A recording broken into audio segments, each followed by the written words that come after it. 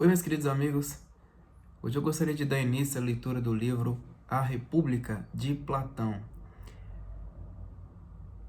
A obra que eu tenho em mãos aqui faz parte da editora La Fonte e eu adquiri usada pelo site Estante Virtual, tá?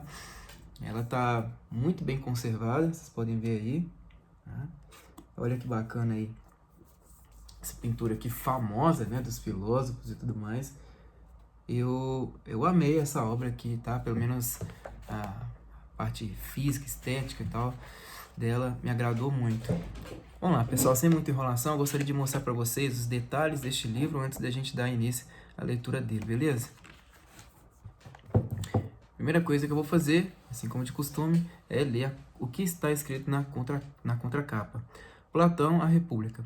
A República é a obra mais importante de Platão, filósofo grego que viveu entre os séculos 5 e 14 a.C. De caráter político, prega um estado ideal governado por líderes justos, sábios e instruídos. Para Platão, o homem capaz de reunir essas qualidades seria o filósofo. Ele mesmo teve a oportunidade de colocar em prática suas ideias por 3 vezes, todas fracassadas. Em A República, Platão passa em revista todos os sistemas de governo existentes na época e analisa sobretudo a aristocracia, a oligarquia, a democracia e a ditadura. Ainda que reconheça que sua república é uma utopia, defende que esse seria o único caminho para uma sociedade perfeita. À parte alguns princípios sociais inaceitáveis hoje, tudo é de tamanha atualidade que até parece retratar os nossos dias, apesar de ter sido escrita há mais de 2.300 anos. Aqui, na orelha do livro, né, ou orelha entre aspas, está falando um pouco da biografia do filósofo. Platão nasceu em Atenas, na Grécia, em 427 a.C. De família nobre e rica, aos 20 anos tornou-se discípulo de Sócrates e conviveu com ele até 399, data de morte de seu mestre. Platão viajou muito pela Grécia, Egito e Itália, onde foi nomeado conselheiro do tirano de Siracusa, Dionísio. Expulso, voltou mais 2 vezes a ocupar a função, mas em nenhuma obteve êxito. De volta a Atenas, após a primeira permanência na Sicília, fundou uma escola, a Academia, a qual se dedicou até o fim da sua vida após as fracassadas experiências na política. Morreu entre os anos 348 e 347. Segunda orelha do livro. Principais obras. Alcibíades, sobre a natureza humana. As leis. Cármides, sobre a sabedoria. Crátilo, sobre os nomes. Critias, sobre a Atlântida.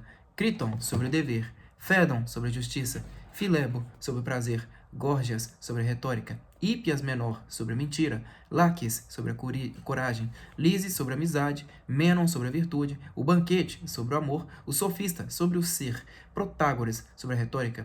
Teeteto, sobre a ciência. E Timeu, sobre a natureza. A República. Tradução Ciro Mioranza. Editora La Fonte. Vamos olhar aqui, pessoal, o índice da obra, tá? Olha aqui só o índice, bem grande, né? A obra vai até a página 365, tá, pessoal? 65, 66. E a obra é composta por 10 livros. E aí no final vem a vida e as obras do autor. Apresentação. Será que eu leio cada livro aqui? Vamos ler o índice todinho aqui primeiro. Apresentação, página 7. Livro 1, página 9. Temas: a atualidade das riquezas, falsa definição de justiça e refutação, o homem justo é feliz e o injusto é infeliz. Livro 2, página 49. Temas: origem da lei, história do anel de... o mal e o hipócrita, opinião do povo sobre o justo e o injusto, plano de fundação de um Estado, educação dos defensores ou guerreiros, o bem tem origem na divindade. Livro 3, página 83. Temas: os poetas, a ficção e a mentira, o ensino da música, o amor, os bons juízes, a prática dos exercícios físicos, a ginástica, o caráter do bom governante, as raças de ouro, de prata e de ferro, os guerreiros não devem possuir riquezas.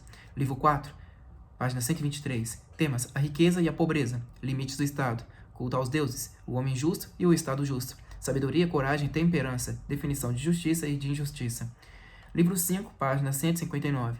Temas: a educação das mulheres, superioridade dos homens e inferioridade das mulheres, casamento e raça pura, as mulheres na guerra, guerra e escravidão, o novo Estado ou a nova República, papel dos filósofos no Estado, o conhecimento e a ignorância, o belo. Livro 6, página 201. Temas: qualidades dos governantes, por que o filósofo deve pleitear o governo, o verdadeiro sábio, a justiça e o bem, panorama do mundo visível, panorama do mundo ideal. Livro 7, página 237. Temas: a alegoria da caverna, educação dos futuros governantes, a importância da matemática e da astronomia, a escolha dos governantes, participação das crianças na guerra, provas de preparação dos guerreiros, idade para assumir o governo. Livro 8, página 272. Temas: diferentes formas de governo, passagem da aristocracia à timocracia, passagem da timocracia à oligarquia, perigos da oligarquia, passagem da oligarquia à democracia, vantagem da democracia, a democracia gera a tirania ou a ditadura. Livro 9, página 305. Temas: o homem democrático, o tirano, a razão e a alma, o prazer e a dor, a parte divina da alma, a utopia da república ideal. Livro 10, página 333.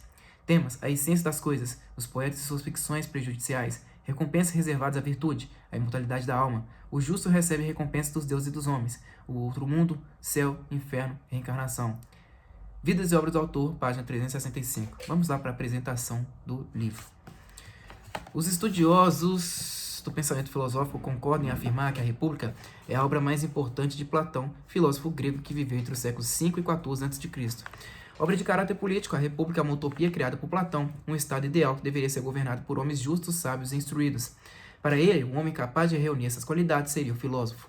Ele mesmo teve a oportunidade de fazer a experiência por 3 vezes, todas fracassadas, como conselheiro do tirano Dionísio, na cidade de Siracusa, sul da Itália, que fazia parte na época da Magna Grécia, ou Império Grego, que abrangia grande parte das costas mediterrâneas, desde a própria Grécia, norte da África, sul da Itália, chegando até a Espanha. Em A República, Platão passa em revista todos os sistemas de governo existentes na época e analisa sobretudo a aristocracia, a oligarquia, a democracia e a ditadura que ele chama de tirania. Seu pensamento na criação de seu estado ideal ou perfeito segue uma tríplice direção: a produção, a defesa, a administração da coisa pública. O sistema produtivo abrange agricultura, indústria e comércio. O terceiro eixo é o próprio governo, que administra os bens do Estado e viabiliza a comercialização mediante leis justas e pertinentes. Para que a sociedade produza e cresça em harmonia e paz, é necessário constituir e manter um grupo de defensores do Estado e do povo, o Exército, que deverá manter a harmonia e a paz contra as ameaças de inimigos internos e externos. Para estabelecer esse estado ideal, virtudes e qualidades são fundamentais. Platão se delonga em analisar as qualidades físicas, morais e intelectuais do cidadão, do guerreiro e do chefe de Estado. Critica vícios existentes nas sociedades e nos governos da época, condena atos e modos de vida que levam à degradação da sociedade, do exército e da cúpula de governo. A vícios e erros contrapõe virtudes, qualidades e a maneira ideal de agir, de se comportar, de conduzir, de guerrear, de governar em seu estado ideal ou em sua república utópica. Ele mesmo reconhece que a sua república é uma utopia, que provavelmente jamais haveria de ser implantada em lugar algum do mundo, e nem por isso, contudo, deixa de demonstrar de modo convicto que esse seria o caminho para uma sociedade perfeita. A leitura de A República é fácil, atraente e envolvente, mesmo porque o texto inteiro é apresentado em forma de diálogo, com personagens que o combatem, discutem com ele ou apresentam dúvidas. Para deixar o diálogo correr mais fluente, nessa tradução foram substituídas inúmeras expressões correntes no texto original, como disse fulano, respondeu cicrano, retrucou beltrano, rebateu, perguntou, acrescentou, continuou, concordou, discordou, etc. Elas foram substituídas pelo nome de interlocutor colocado no início de sua intervenção. Apesar de ter sido escrita há mais de 2.300 anos e à parte alguns princípios sociais inaceitáveis hoje, como a depuração da raça pelo infanticídio e a inferioridade das mulheres, este livro é de uma atualidade impressionante. O modo de fazer política, o modo de ser do político, as mazelas do Estado, os males que afetam o sistema de governo e da sociedade, tudo é de tamanha atualidade que até parece que o mundo nesses aspectos pouco evolui. O tradutor. Livro 1. Sócrates, Glauco, Polemarco, Trasímaco, Adimanto, Céfalo. 1. Ontem eu tinha descido ao Pireu com Glauco, filho de Aristo, para orar à deusa e, ao mesmo tempo, ver como tinham celebrado a festa que ocorria então pela primeira vez. Pareceu-me deveras muito bela a procissão do povo do lugar, mas não menos esplêndida me parecia aquela dos habitantes da Trácia. Estávamos voltando para a cidade, após termos feito nossa oração e contemplado o espetáculo, quando Polemarco, filho de Céfalo, viu-nos de longe a caminho de casa e mandou que seu escravo corresse adiante, pedindo para que o esperássemos. Esse agarrou a minha túnica pelas costas e me disse: Polemarco pede a vocês para que o esperem. Voltei-me e lhe perguntei onde estava o seu amo. Respondeu: Está vindo logo ali atrás. Esperem-no. Certamente vamos esperá-lo, disse Glauco.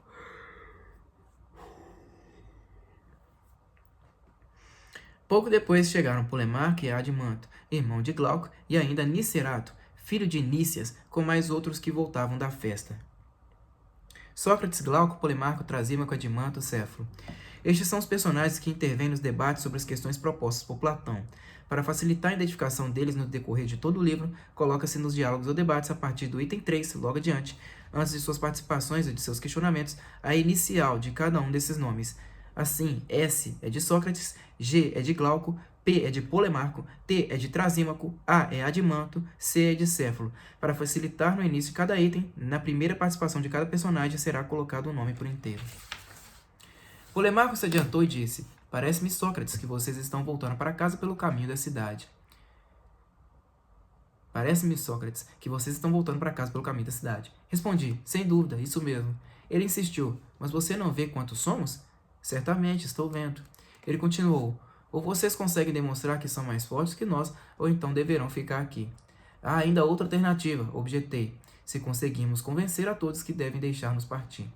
Polemarco disse: Se não lhes dermos ouvidos, como conseguirão convencer-nos? De nenhuma maneira, respondeu Glauco. E então poderão ficar certos que não lhes daremos ouvidos. Adimanto interveio por sua vez: Vocês não sabem que essa noite haverá uma corrida de cavalos com as tochas em honra à deusa? De cavalos? Perguntei. Essa é nova. Você quer dizer uma corrida e eles vão se passar as tochas enquanto os cavalos seguem correndo? É isso que você quer dizer? Exatamente, respondeu Polemarco. Depois haverá uma festa noturna. Seria interessante assisti-la. Depois do jantar, vamos sair para ver o espetáculo. Haverá muitos jovens e poderemos conversar com eles. Fiquem aqui e escutem-nos. Glauco disse então: Parece que não há outra saída e seria bom ficar. E eu completei: De acordo, então, vamos ficar.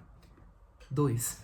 Fomos, portanto, até a casa de Polemarco, onde estavam Lísias e Eutidemos, seus irmãos, Trasímaco da Calcedônia, Carmantides de Peana e Clitofonte, filho de Aristônimo. Céfalo, pai de Polemarco, também estava em casa e me pareceu muito velho.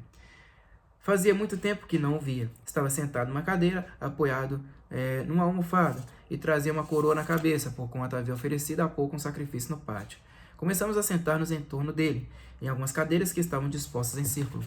Logo que me viu, Céfalo me cumprimentou, dizendo: Você não desce muitas vezes para junto de nós, aqui no Pireu. Sócrates, você não desce muitas vezes para junto de nós aqui no Pireu, Sócrates. No entanto, isso é o que você deveria fazer mais vezes. Se ainda tivesse forças para me deslocar facilmente até a cidade, você não precisaria vir até aqui, mas nós iríamos procurá-lo. Em vez disso, agora é você que deve vir mais vezes até aqui. Devo dizer que quanto mais diminuem em mim outros prazeres físicos, mais crescem o desejo e o prazer da conversa. Mantenha-se, portanto, em contato com esses jovens e venha com maior frequência à nossa casa. Somos amigos e lhe queremos bem.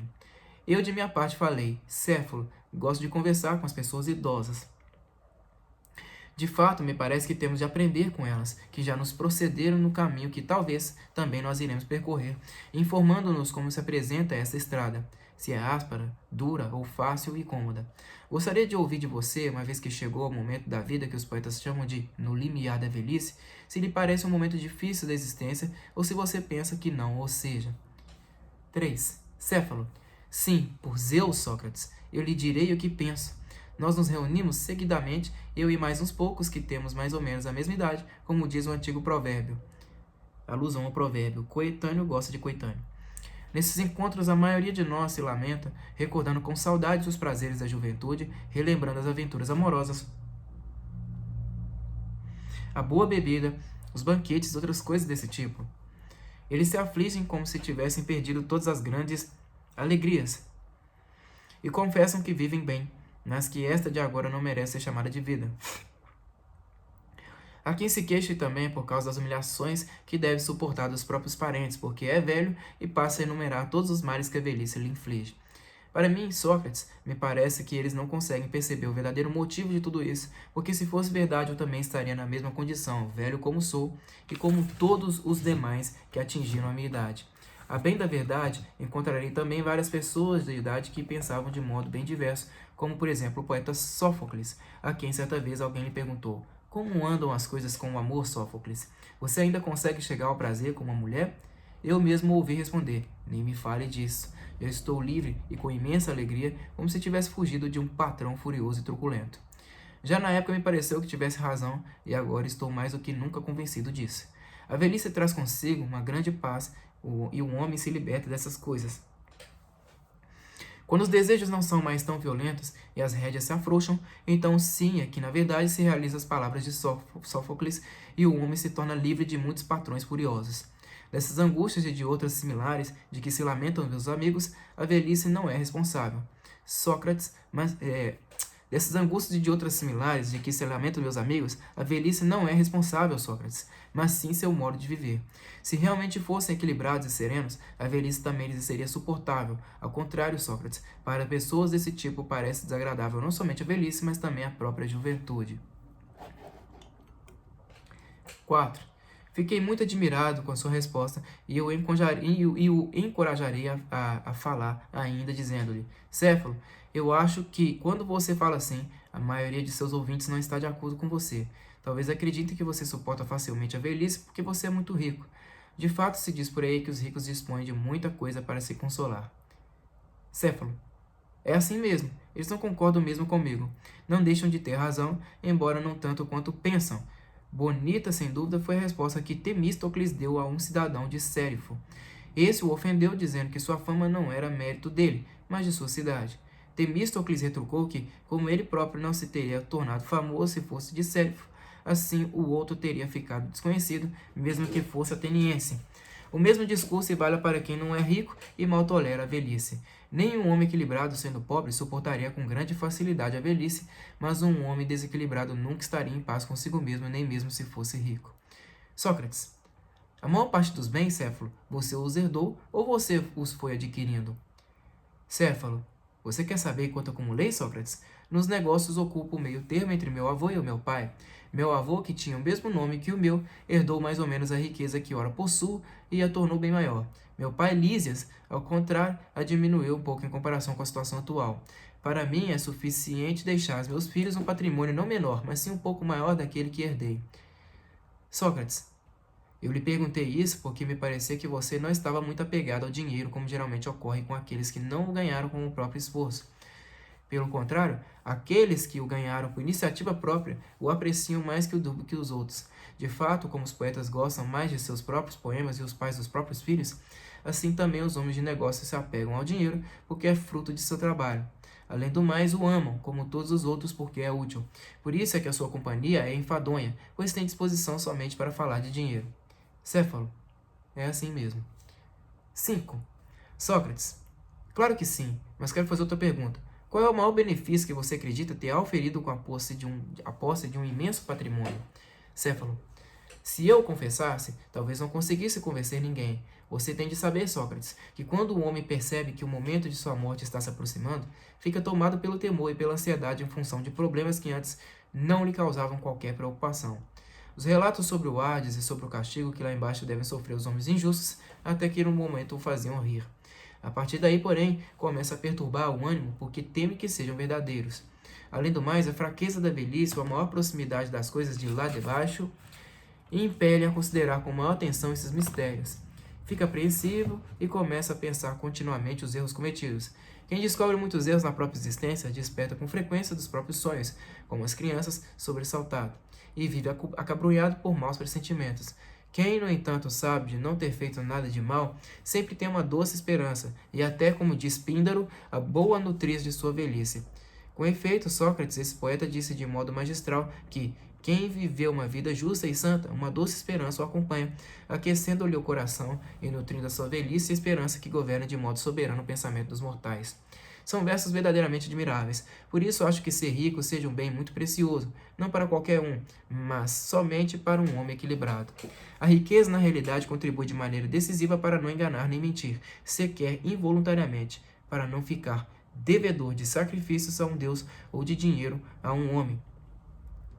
E, finalmente, para não partir daqui cercado de receios. Não há dúvida de que a riqueza traz muitas outras vantagens, mas ponderando bem, para um homem sensato, essa me parece ser sua máxima utilidade.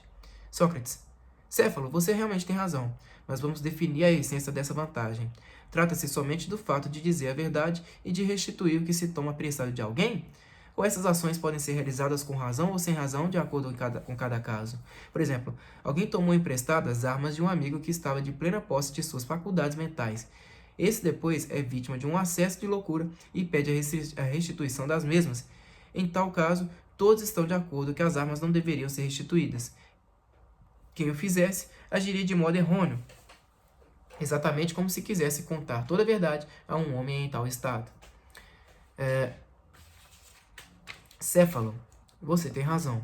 Sócrates, então não se pode definir como justiça o fato de ser sincero e o de restituir o que se recebeu em consignação. Polemarco, ao contrário, acho que sim, se Simônides merece crédito. Céfalo, seja como for, deixo que vocês discutam, porque já chegou a hora de me ocupar com o sacrifício. Sócrates, então, Polemarco, herda seu posto no debate? Céfalo, certamente. Assim respondeu Céfalo, rindo, e saiu para oferecer o seu sacrifício. Vou pegar uma água ali.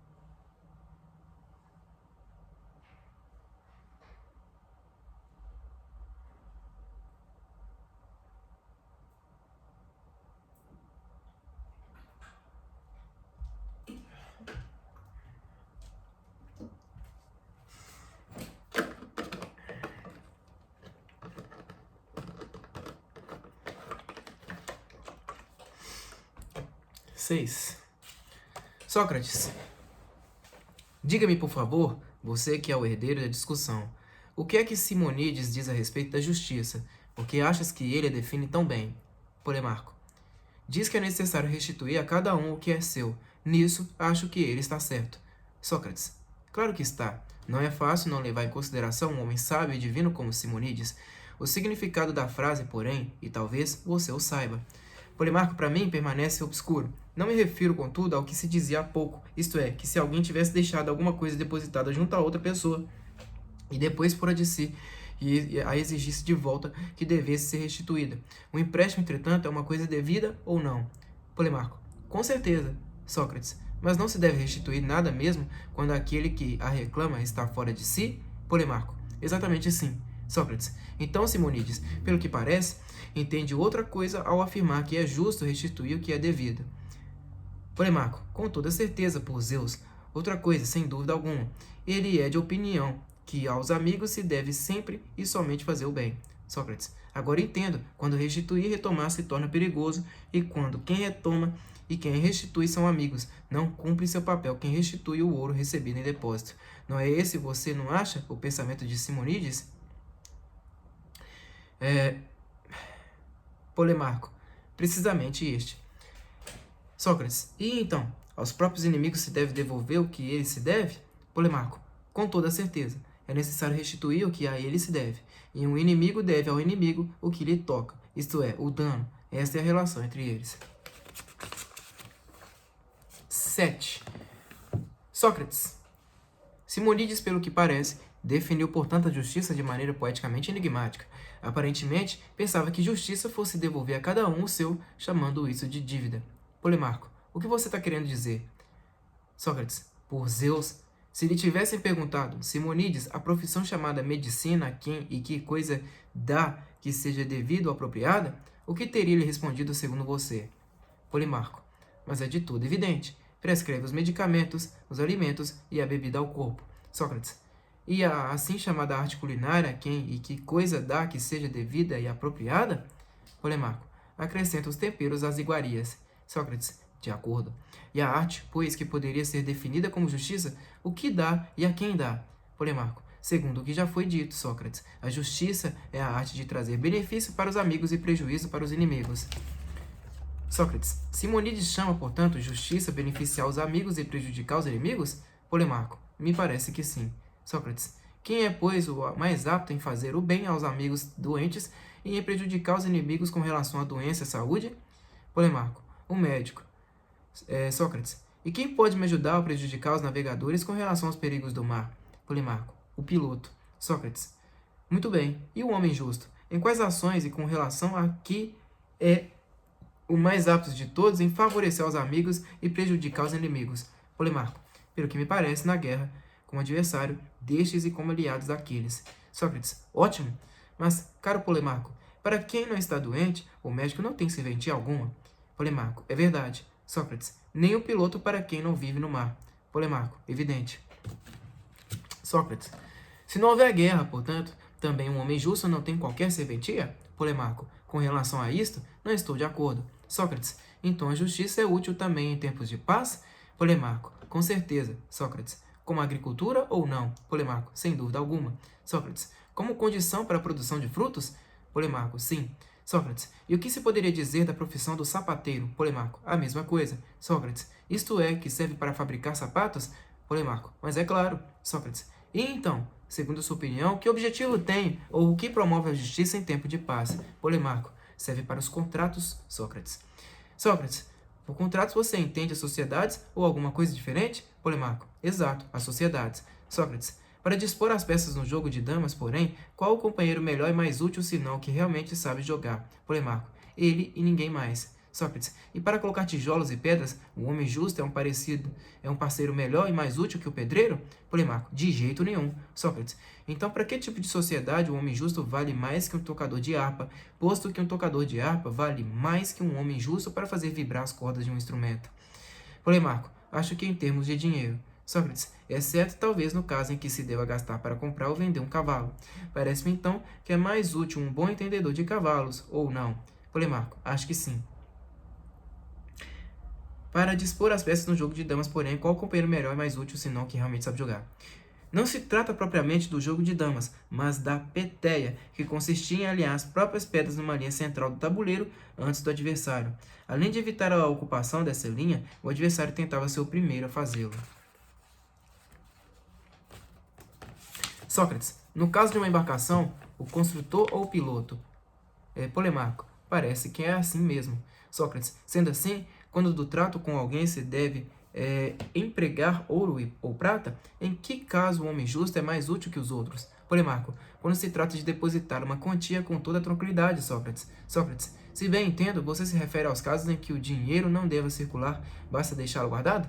Polimarco, exatamente. Sócrates, então a justiça tem serventia só quando o dinheiro é improdutivo? Polimarco, talvez seja assim. Sócrates, e quando é preciso manter guardado um podão, a justiça serve ao indivíduo e à comunidade, mas quando é preciso usá-lo, não se torna útil o trabalho do vinhateiro? Polimarco, parece que sim. Sócrates, de modo semelhante, você poderá dizer, quando é preciso guardar sem fazer uso um escudo e uma lira. A justiça é útil, mas quando é preciso usá-los, é requerida a arte do soldado e do músico? Polimarco, evidente. Sócrates, e com relação a todo o resto, a justiça é inútil para o uso de cada uma das coisas, e ao contrário, é útil quando dela não se faz uso? Polimarco, talvez sim. Eu vou parar por aqui, pessoal, na página 18 do livro, parte 8, tá? Nós estamos no livro 1 ainda, beleza?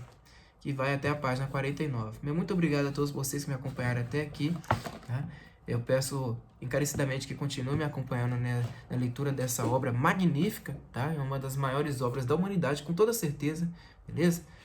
É isso daí. Muito obrigado novamente. Até a próxima e falou!